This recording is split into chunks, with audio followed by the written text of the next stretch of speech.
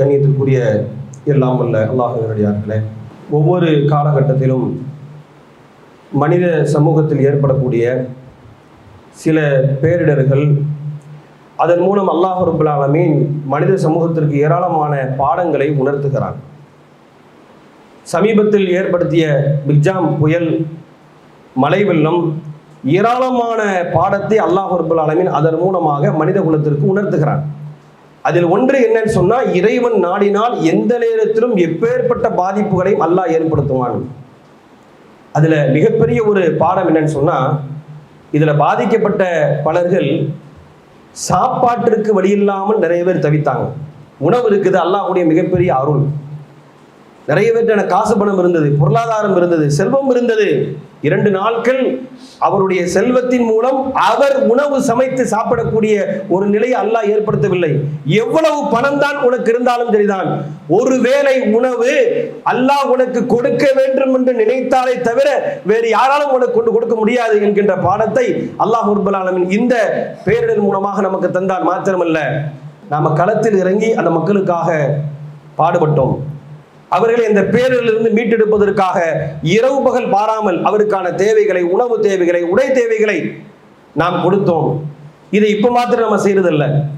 ஒவ்வொரு காலகட்டங்களிலும் இது போன்ற பேரிடர்கள், இயற்கை சீற்றங்கள் ஏற்படக்கூடிய காலகட்டத்தில் இஸ்லாம் சொல்லக்கூடிய இந்த மனிதநேய சேவைகளை தொடர்ச்சியாக நாம் செய்து கொண்டே இருக்கிறோம். அதில் ஒன்றுதான் இவ்வாண்டு ஏற்பட்ட இந்த பிரச்சனையிலும் நாம் களமிறங்கி இருக்கின்றோம். ஆனால் இப்படிப்பட்ட இந்த மனிதநேய பணிகள் இருக்குத, இந்த பணியின் மூலமாக அல்லாஹ் நமக்கு ஒரு பாடத்தை உணர்த்துகிறான். அது என்ன பாடம்? நீங்கள் சில ஆண்டுகளாக பேரிடர் வந்து கொண்டே இருக்கிறது. அப்பொழுதுதான் நீங்க பாருங்க, நம்ம இஸ்லாமியர்கள் களமிறங்கி அந்த மக்களுக்கு போராடுகிறோம், அவருடைய துயர் துடைக்கின்றோம். இதனால் நமக்கு இந்த உலகியல் ரீதியாக கிடைத்த நன்மை என்ன தெரியுமா? இஸ்லாம் என்று சொன்னால் மனிதநேயம், இஸ்லாம் என்று சொன்னால் பிறர் நலம் நாடுதல், இஸ்லாமியன் என்று சொன்னால் மனித உயிரை பாதுகாப்பவன் என்கின்ற ஒரு மிகப்பெரிய பாடத்தை நம்முடைய மனிதநேய சேவையால் மனிதர்களுக்கு உணர்த்தி இருக்கிறோம். பார்க்கிறோமா இல்லையா? சமூக வலைதளங்கள்ல தொடர்ச்சியாக பல்வேறு பிற மத நண்பர்கள் போடக்கூடிய பதிவுகளை நீங்கள் எடுத்து பாருங்கள். இறை இல்லத்தை இடிக்காதீர்கள், டிசம்பர் 6 1992 இடிக்கப்பட்ட அந்த பாபர் மசூதிக்காக இன்று வரையிலும் எத்தனையோ அமைப்புகள் போராடி கொண்டிருக்கிறது, இஸ்லாமியர்கள் போராடி கொண்டிருக்கின்றார்கள். ஏன் இனியும் ஒரு பள்ளிவாசல் இடிக்கப்படக்கூடாது என்பதற்காக. ஆனால் நாம் செய்த இந்த மனிதநேய சேவையால் சமூக வலைதளங்கள் நிரம்ப பள்ளிவாசலை பாதுகாக்க வேண்டும் என்கின்ற பிரச்சாரம் பிற மதத்தவர்களால் முன்னெடுக்கப்படுகிறது. இஸ்லாமியரின் பள்ளியை இடிக்காதே, உனக்கு ஒரு பேரிடர் காலம் என்று ஒன்று வந்தால் உன் தங்குமிடமாக அந்த இறையிலும் இருக்கிறது. இஸ்லாமியனின் ரத்தத்தை உரியாதே, உனக்கு ஒரு ஆபத்து என்று சொன்னால் அவன் ரத்தம் உரியப்படுகிறது என்பது போன்ற பல்வேறு பதிவுகளும் நாம் செய்த மனிதநேய பணிகளுக்காக இன்றைக்கு நிறைய இடங்கள்ல நிறைய பேனர்கள் வச்சு இஸ்லாமிய சமூகத்துக்கு நன்றின்னா பார்க்கிறோமா இல்லையா? இதுல நாம பெற வேண்டிய பாடம் என்ன தெரியுமா? இஸ்லாம் பற்றி உண்டான செய்தி மக்களுக்கு போய் சென்றடைந்திருக்கிறது. ஆனால் பெற வேண்டிய பாடம் என்ன தெரியுமா? இஸ்லாத்தில் சொல்லப்பட்ட ஒரு அம்சம்தான் மனிதநேய பணிகள்.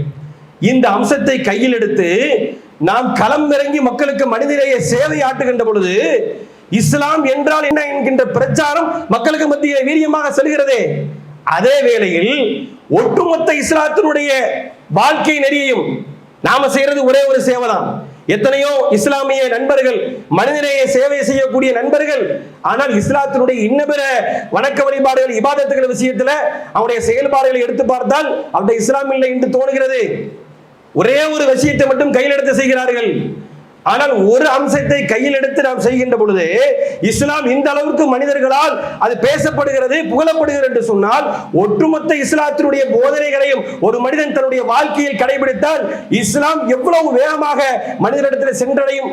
அல்லாஹ்வுடைய தூதருடைய வெறும் 23 ஆண்டு காலத்தில் மிகப்பெரிய அரபிய சாம்ராஜ்யத்தின் தலைவர் என்கின்ற அளவிற்கு அல்லாஹ்வுடைய தூதர் உயர்ந்ததற்கான காரணம் வெறுமனே வார்த்தைகளால் மார்க்கத்தை பிரச்சாரம் செய்தனால் அல்ல, வாழ்க்கையால் மார்க்கத்தை மக்களுக்கு பிரச்சாரம் செய்தார்கள். அதைத்தான் அல்லாஹ்வும் தன்னுடைய திருமறை குர்ஆனில் சொல்லி காட்டுகிறான்.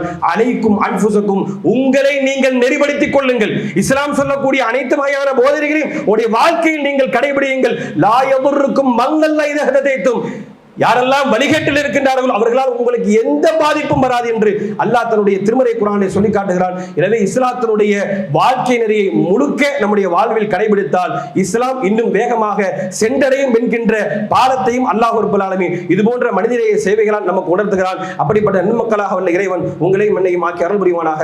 வ ஆகிரு தஅவானா அல்ஹம்துலில்லாஹி ரப்பில் ஆலமீன். அஸ்ஸலாமு அலைக்கும். இஸ்லாம் மற்றும் சமுதாய செய்திகளை அறிந்து கொள்ள தமிழ்நாடு தௌஹீத் ஜமாஅத் யூடியூப் பக்கத்தை உடனடியாக சப்ஸ்கிரைப் செய்து கொள்ளுங்கள். மேலும் பெல் பட்டனையும் கிளிக் செய்து கொள்ளுங்கள்.